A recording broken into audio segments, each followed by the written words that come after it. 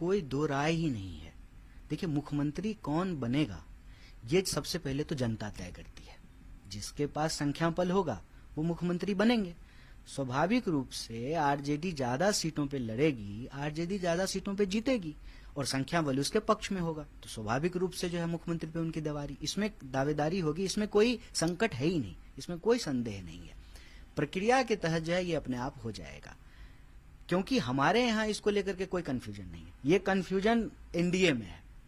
NDA में ये confusion है कि कौन कितना सीट लड़ेंगे, नीतीश जी जो है मुख्यमंत्री का चेहरा होंगे कि नहीं होंगे। हम सैद्धांतिक रूप से इस बात को लेकर के बिल्कुल स्पष्ट हैं और क्लियर हैं कि चुनाव के लिए मुद्दा इंपॉर्टेंट होता है। चुनाव के लिए, चुनाव की प्रक्रिया में भाग लेने वाले जो मतदाता हैं उनकी समस्याएं इंपॉर्टेंट होता है।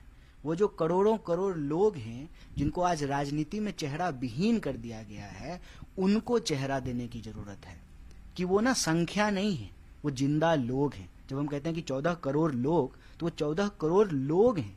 उनका जो है खाने पीने का सवाल है, उनके जीवन जीने का सवाल है, उनके शिक्षा का सवाल है, उनके स्वास्थ्य का सवाल है, उनकी सुरक्षा का सवाल है, उनके बच्चों के भविष्य का सवाल है। ये मुद्दा इंपॉर्टेंट है। इसीलिए यह जो बार बार चेहरा का सवाल उछाल करके मुद्दे को गुमराह करने की कोशिश की जाती है, ये एक साजिश है। इस साजिश को हम बखूबी समझते हैं, कोई कंफ्यूजन नहीं है। महागठबंधन अपनी मीटिंग में जो बड़ी पार्टी होगी, जिसके पास संख्या बल होगा, उसकी मुख्यमंत्री होगी, इसमें कोई संदेह नहीं है। इसमें ना कोई जो है संकट है। ये प्रक्रिया के तहत अपने आप हो जाएगा। लेकिन जहां तक चुनाव में जरूरी क्या है, अगर इसकी आप बात करें तो चुनाव में सबसे जरूरी मुद्दा होता है, चेहरा नहीं होता। तो आप कह रहे हैं कि मुद्दों पे चुनाव लड़ा जाए, फोकस मुद्दों पे होना चाहिए, लेकिन महागठबंधन में इस पे कोई डाउट या कंफ्यूजन नहीं है कि जो है सबसे प्रमुख चेहरा तेजस्वी जी का है। ये इसमें कोई संदेह नहीं है, इसमें कोई संकट नहीं है, इस पे कोई विवाद नहीं है। इस पे बिल्कुल स्पष्टता है कि महागठबंधन में प्रक्रिया के तहत 1 बाय 1 सारी चीजें हो रही हैं।